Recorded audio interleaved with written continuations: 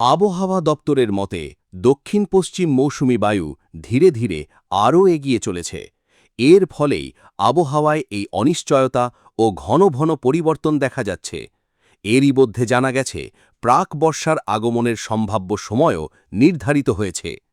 বর্তমানে উত্তর পূর্ব বিহারের ওপর থাকা ঘূর্ণাবর্তটি সরে এসে হিমালয়ের পাদদেশ সংলগ্ন পশ্চিমবঙ্গ ও পার্শ্ববর্তী এলাকায় অবস্থান করছে। সেই সঙ্গে বঙ্গোপসাগর থেকে প্রচুর জলীয় বাষ্প ঢুকছে। এর প্রভাবে আগামী কয়েকদিনে উত্তরবঙ্গ ও দক্ষিণবঙ্গের বেশ কিছু জেলায় বজ্রবিদ্যুৎ সহ বৃষ্টির সম্ভাবনা আরও বাড়বে।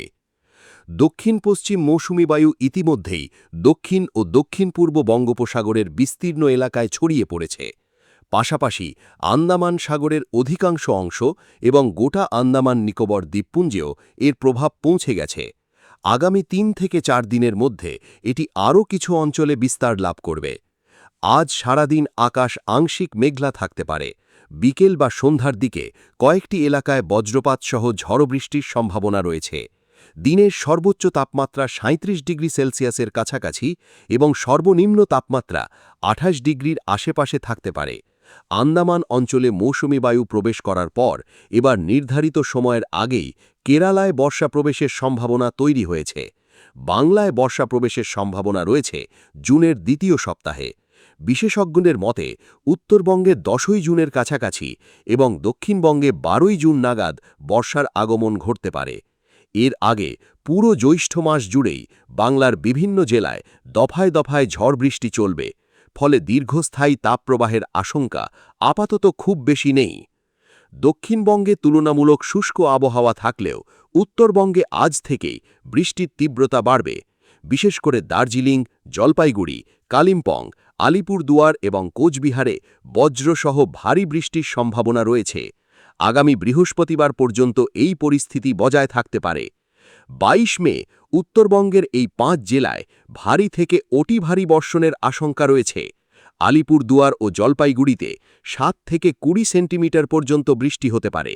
দার্জিলিং, কালিম্পং ও কোচবিহারেও উল্লেখযোগ্য বৃষ্টিপাতের সম্ভাবনা রয়েছে। সেই সঙ্গে ঘণ্টায় ৪০ থেকে ৫০ কিলোমিটার বেগে ঝোড়ো হাওয়া বইতে পারে।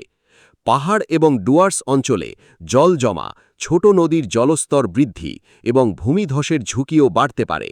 ২৩ এবং ২৪ মে উত্তরবঙ্গের একাধিক জেলায় ভারী বৃষ্টি অব্যাহত থাকার সম্ভাবনা রয়েছে।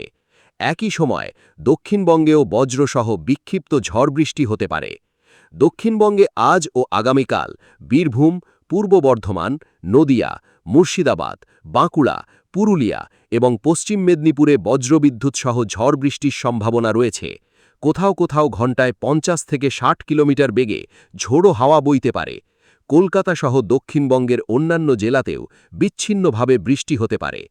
আজ কলকাতা ও আশেপাশের এলাকায় সর্বোচ্চ তাপমাত্রা ৩৫ থেকে ৩৭ ডিগ্রি সেলসিয়াস এবং সর্বনিম্ন তাপমাত্রা ২৭ থেকে ২৯ ডিগ্রির মধ্যে থাকতে পারে। বাতাসে আপেক্ষিক আর্দ্রতা সর্বোচ্চ ৮৮% এবং সর্বনিম্ন ৬২% পর্যন্ত থাকতে পারে। বাংলাদেশ আবহাওয়া অধিদপ্তরের পূর্বাভাস অনুযায়ী রংপুর, ময়মনসিংহ ও সিলেট বিভাগের অনেক স্থানে বজ্রসহ বৃষ্টির সম্ভাবনা রয়েছে। এছাড়া রাজশাহী, ঢাকা, খুলনা ও বরিশাল বিভাগের কিছু এলাকায়ও দমকা হাওয়াসহ বৃষ্টি হতে পারে। ময়মনসিংহ ও সিলেটের কিছু অঞ্চলে মাঝারি থেকে ভারী, এমনকি অতি ভারী বর্ষণের আশঙ্কা রয়েছে। দেশ জুড়ে দিনের তাপমাত্রা সামান্য বাড়তে পারে, তবে রাতের তাপমাত্রা মোটামুটি অপরিবর্তিত থাকবে। মাদারীপুর, লক্ষ্মীপুর, রাজশাহী এবং পাবনা জেলার ওপর দিয়ে মৃদু তাপপ্রবাহ বয়ে যাচ্ছে, যা আরও কিছু সময় অব্যাহত থাকতে পারে। আগামীকাল ময়মনসিংহ ও সিলেট বিভাগের কিছু এলাকায় এবং রংপুর ও ঢাকার বিভিন্ন স্থানে বজ্রসহ বৃষ্টির সম্ভাবনা রয়েছে। একই সঙ্গে রাজশাহী, খুলনা, বরিশাল ও চট্টগ্রামের দু-একটি এলাকায়ও ঝড় বৃষ্টি হতে পারে। এই সময় দেশের দিন ও রাতের তাপমাত্রা সামান্য হ্রাস পেতে পারে। পরশুদিনও ময়মনসিংহ ও সিলেটের বহু এলাকায় এবং রংপুর ও ঢাকার কিছু অংশে বজ্রসহ বৃষ্টির পূর্বাভাস রয়েছে। অন্যদিকে রাজশাহী, খুলনা, বরিশাল ও চট্টগ্রামের বিচ্ছিন্ন এলাকায়ও ঝড় বৃষ্টি হতে পারে।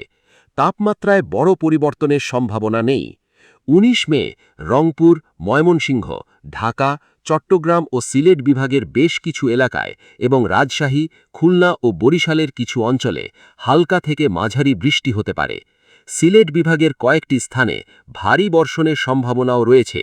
দিনের তাপমাত্রা কিছুটা কমলেও রাতের তাপমাত্রা প্রায় একই রকম থাকতে পারে।